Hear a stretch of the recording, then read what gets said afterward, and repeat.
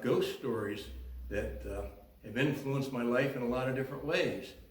And actually, I became first interested in ghost stories through my grandmother, who was a Swedish immigrant. And she was very superstitious. And I was kind of an overactive child, so she used to scare me into being quiet for a while by telling me all these crazy stories. And her favorite story was about trolls that she said lived out in the woods. And if you went out in the woods after dark, they'd jump on your back, ride you to the ground, and suck away your soul. And that was one of the ways she kept me from wandering off, into the woods, unattended. It was her way of scaring me, and also it was kind of neat though, because I, got a little flavor of some of these ghost stories and some of these local hauntings that later I put into stories of my own.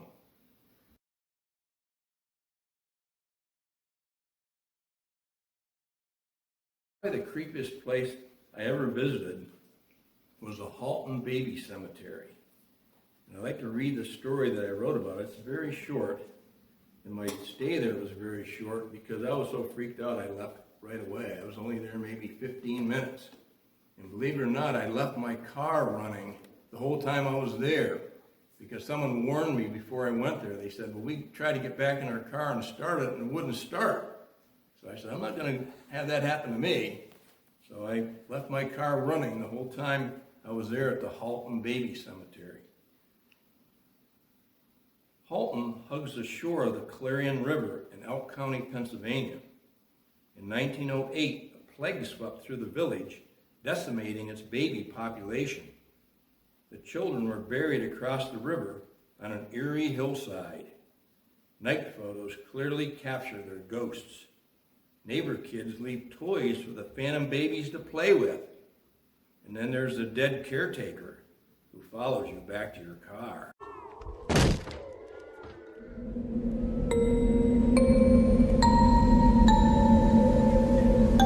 Halton hugs the shore of the Clarion River in Elk County, Pennsylvania. In 1908, a plague swept through the village, decimating its baby population. The children were buried across the river on an eerie hillside. Night photos clearly capture their ghosts. Neighbor kids leave toys for the phantom babies to play with. And then there's the dead caretaker who follows you back to your car. And the whole time I was there at Halton, I felt like someone was watching me. And just to get there was creepy because you have to go back all these roads that are in some places one-lane roads, and some of them weave right along the Clarion River that's like this far away from you. And if someone were to come the other direction, how would you ever let them pass? It'd be really a bad situation. And the way I actually found the cemetery is I stopped in this bar and went in there, and they all said, oh yeah, just go over here and go over here and go over here. And so I drove along a little further on this one-lane road, and I crossed the river, and then you take the first left once you get across the bridge and go down another one-lane road. And I went down there a little ways, and I thought, well, how far do I have to go to find this cemetery? So I saw this dwelling there, which sat right along the Clarion River, a house, and I thought, well, maybe I better stop and talk to these people. So I got out of my car, and I started across the yard, and this great big huge black dog come bounding toward me like the hounds of hell. And man, I was scared to death. I thought, oh my God, I must be close to the cemetery if the hounds of hell are here. And then the lady who owned the house came out and said, oh, don't worry about him, he won't bother you. Oh yeah, his fangs were slashing, and the foam was coming out of his mouth. Oh, he won't hurt me. And she said, oh yeah, the cemetery's just down over the rise a little bit. Just get in your car and just keep going. It's only 100 yards down over the hill. And by the way, my children go down there all the time and leave all these toys for the baby ghosts to play with. They're down there all the time playing in the cemetery. So, I mean, that kind of creeped me out in itself, especially with the hellhound there. He wasn't a hellhound, but it seemed like, my imagination's crazy anyway. It was like there was a hellhound there. So I went down and I parked there at the cemetery. And again, I didn't turn my car off because people had told me before that they couldn't start their car after they'd been to the cemetery. So I wandered around in the cemetery for a while, and the whole time I was there, it felt like I was being watched, like someone was following me around. And this was in the middle of the day. And also I was kind of creeped out because one of my good buddies had gone there at night and had taken a bunch of photographs, and when he developed them when he got home, there were actually children, ghosts in his photographs. So that was preying on my mind too. And then something really weird happened. I got in my car and started down the road, got about halfway home, and my tire went half flat. And I thought, no, wait a minute, I just got these tires put on. So I got out and looked at the tires, and one of the caps, the tire caps, had been unscrewed, been taken off my tire, and I know darn well when I left that day that that cap had been on there. So it was almost like the dead caretaker had taken it off and had started to flatten my tire before I got the heck out of there. So believe it or not, I will never go back to the Halton Baby Cemetery ever again. You couldn't pay me enough money, you couldn't twist my arm enough for me to go back there. That was really creepy. Oh my goodness. Anyway, another story I wanted to read to you from Ghosts Revisited. And by the way, this is 32 ghost stories that I wrote after going to the places, after doing my research. And this one is a local legend that was told to me by my grandmother years and years ago. And it's called the Catherine Swamp. The Catherine Swamp is an eerie place located at the head of 5 Mile Brook near Claremont, Pennsylvania. It is bordered by dark rooms of hemlocks, scabby bark cherry trees, and beech thickets whose orange leaves rattle like bones in the wind. According to legend, an immigrant girl got lost there one Christmas Eve while picking ground pine for a family wreath. A blizzard swept down on her, and she froze to death in the swirling snow. When her corpse was discovered by trappers near the swamp bearing her name, Catherine's eyes were locked in terror. Locals swear that her cries for help can still be heard echoing from the night woods today.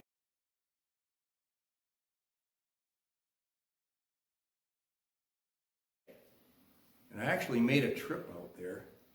I walked 5 miles ahead of this brook. And this was on a day I was native brook trout fishing.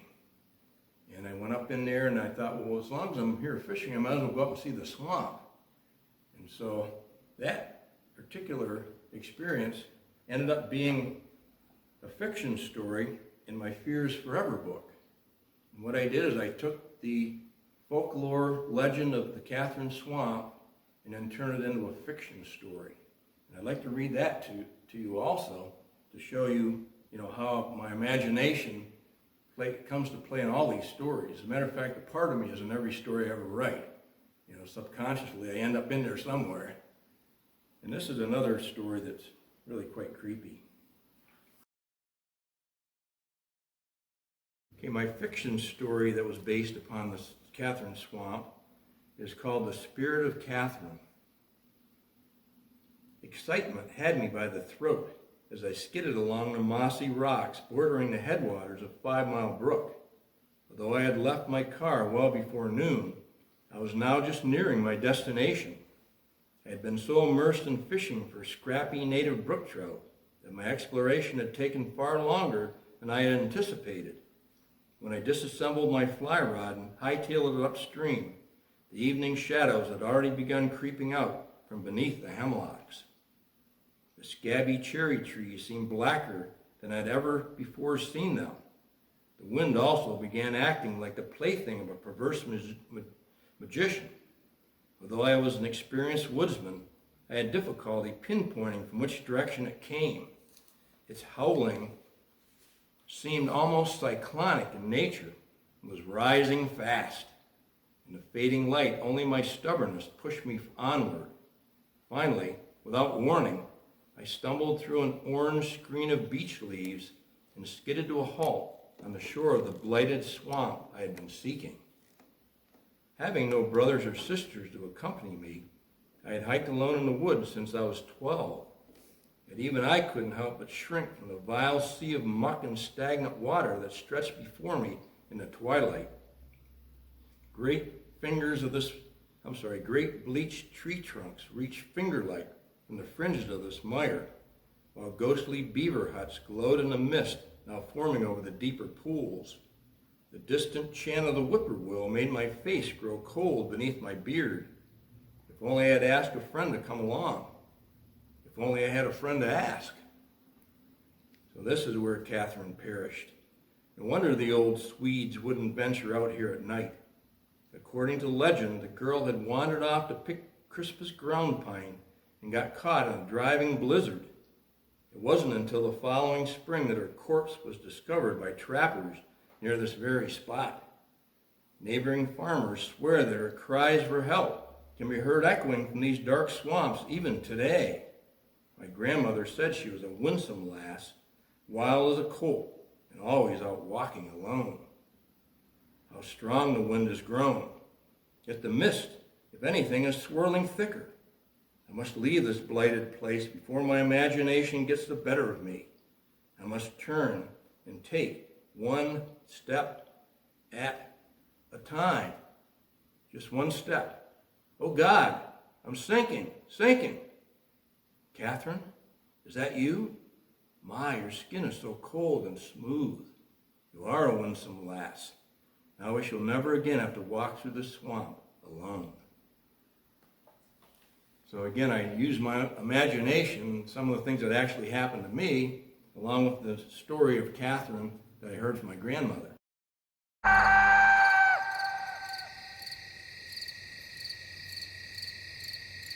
The Catherine Swamp is an eerie place, located at the head of 5 Mile Brook near Claremont, Pennsylvania. It is bordered by dark rooms of hemlocks, scabby-barked cherry trees, and beech thickets whose orange leaves rattle like bones in the wind. According to legend, an immigrant girl got lost there one Christmas Eve while picking ground pine for a family wreath. A blizzard swept down on her, and she froze to death in the swirling snow. When her corpse was discovered by trappers near the swamp bearing her name, Catherine's eyes were locked in terror. Locals swear that her cries for help can still be heard echoing from the night woods today.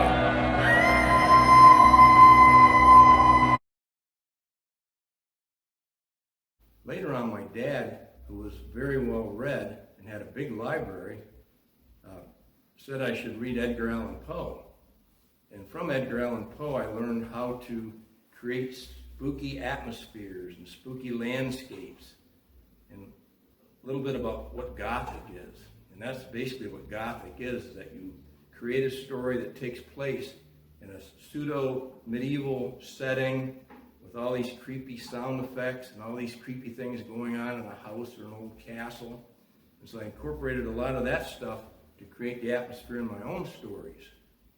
Also, my dad had me read H.P. Lovecraft, which is another creepy master of horror. And he had some really weird stories like the rats in the walls. And I've hated rats ever since I read that story. And, it's just, he was another one that was a big influence. Actually, though, the one who really got me going on the Gothic theme was Jim Morrison of the Doors.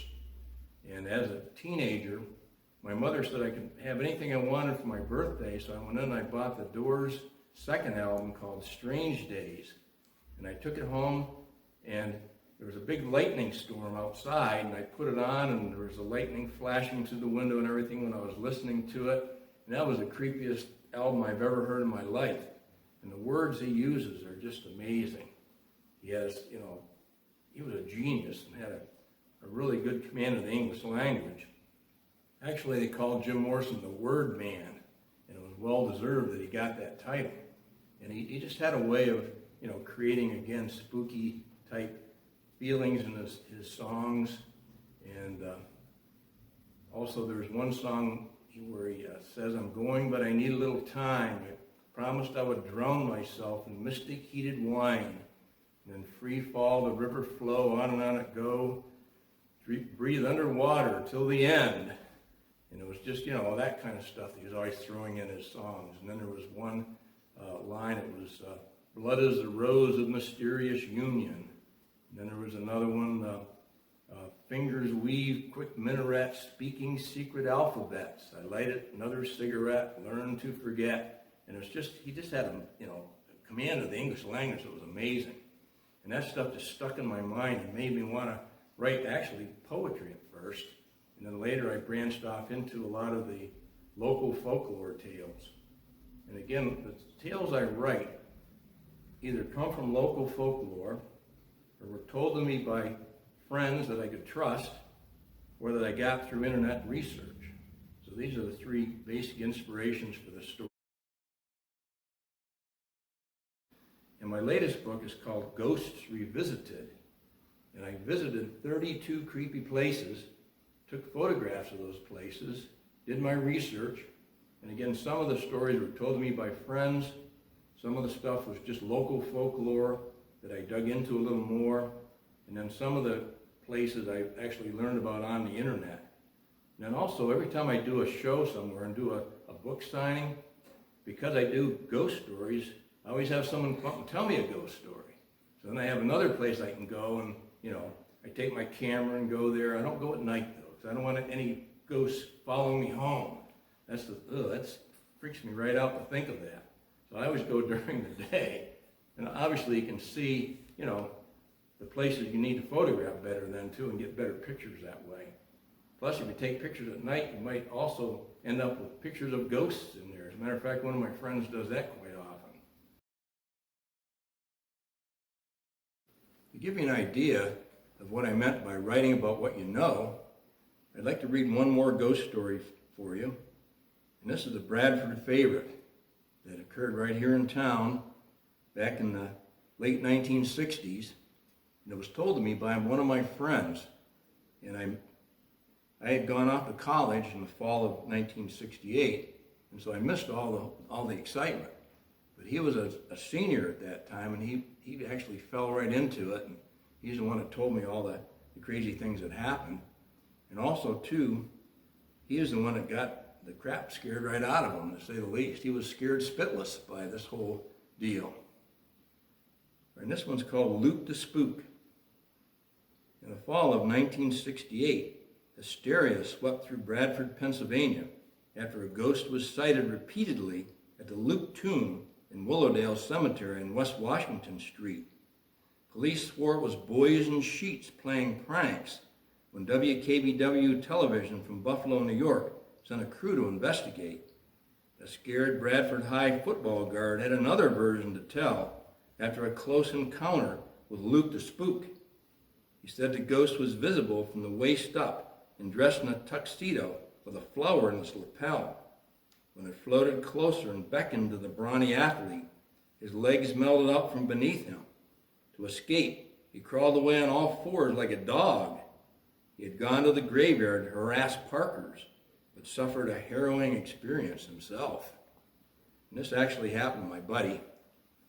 And the way I found out a little bit more about this is when I was in college, I had to do a project for a creative writing class.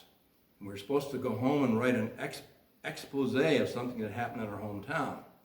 So I went and I actually talked to Police Chief Nietrower, who was the chief at the time when the Luke the Spook thing happened, and asked him all these questions about, what actually occurred and what the police thought about it. And he was the one that told me it was just boys in sheets out there in the cemetery running around. But my buddy, again, he saw it up close and personal and got so scared his legs melted out from under him and he had to crawl away like a dog to get away from Luke the Spook. So again, this is a way, again, that's what makes an effective story, is to write about something that you know.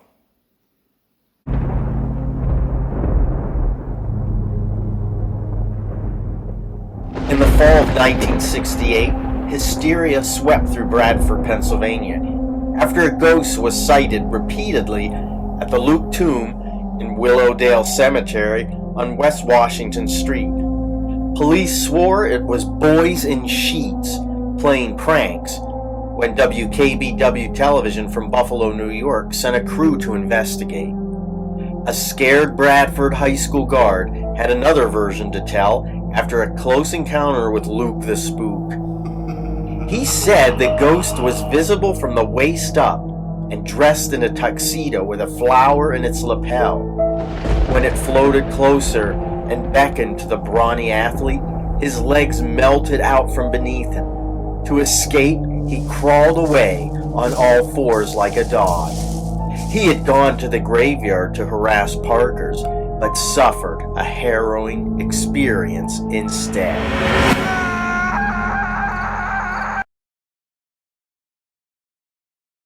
I think that, if you're a writer, the best thing to write about are things that you know. Things that someone have told you or things that you have experienced. I know myself, I couldn't write about California because I'd never been there. So how am I going to write convincingly about that? So again, I sort of stick with things that are familiar to me, things that I've experienced, and as I mentioned before, it seems like part of my personality creeps into every one of these stories, like it or not. And another thing too, if you're an aspiring writer, what you want to do once you start something is to work on it every day until you finish it. I know myself, if I start a story and then I get away from it for 2 weeks, it's hard to keep the flow going in the story, and sometimes I won't even finish it at all. So once I get going on something, I work on it every day. And also too, it's important that you pick a time when you're comfortable writing, and every day work at that time. For me, I would get up at 5 o'clock in the morning, and after I eat breakfast, then I read the paper a little bit to get my mental juices going. Read the Bradford Era, of course, which is a great newspaper. And then I sit down and start writing. And some days I'll write a page, some days I'll write 10 pages, some days I'll write a paragraph. And on those days, maybe I'll go back and edit the story. And that's another very important thing. They say that writing is 10% inspiration, 90% perspiration. And what I mean by that is, once you get your rough draft done, what makes a great story is if you go back and edit it. And I used to work with a gentleman named David Reimer, who was a teaching colleague of mine, and he and I would work together on some of these Bucktail novels. And I would write the rough draft, give it to him, and when I got it back, it looked like someone had a nosebleed on the paper. I had so many mistakes. So I'd add in all of his, critique, fix it the way he wanted it, and then I would add more stuff of my own, give it back to him, and then he'd add some more stuff and give it back to me, and I'd add more stuff, give it back to him. And that way we were able to create a really good story.